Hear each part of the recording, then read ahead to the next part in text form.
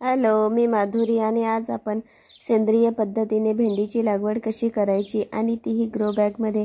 इथे बघा, मी भेंडीचं बी घेतलेले आहे आणि छोटेसेच असे खड्डे करून घेतलेले आहेत आणि असं भेंडीचं बी टाकून घ्यायचं आणि वरतून थोडीशीच माती टाकायची, जास्त टाकू नये, बी लवकर उगवणार नाही म्हणून जास्त माती टाकू नये।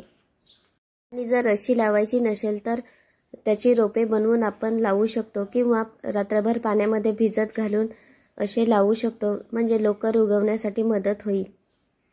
इथे बघा, माझं भेंडीचं बी इथे लावून झालेलं आहे आणि इथे बघा, ही 10 दिवसाची भेंडी आहे आणि बघा जेवढे बी लावलेले तेवढे पूर्ण उगवलेले आहे। आणि हे बघा, इथे सुद्धा मी ग्रो बॅगमध्ये लावलेले आहे आणि ही बघा इथे आता किती मोठी झालेली आहे भेंडी आणि काही दिवसाने भेंडी लागायला सुरुवात होईल। भेंडीची चांगली वाढ होण्यासाठी 15 दिवसांनी गांडूळ खत किंवा शेणखत घालावे आणि सूर्यप्रकाश चांगला भेटला पाहिजे। भेंडी लागायला सुरुवात झाली तेव्हा 2-3 दिवसांनी भेंडीची हार्वेस्टिंग करायची, नाहीतर कडक होऊन जाते। आणि इथे बघा, भेंडी लागायला सुरुवात झालेली आहे आणि बघा, आपण घरच्या घरी सुद्धा भेंडी लावून आपण ऑर्गॅनिक पद्धतीने भेंडीची हार्वेस्टिंग करू शकतो।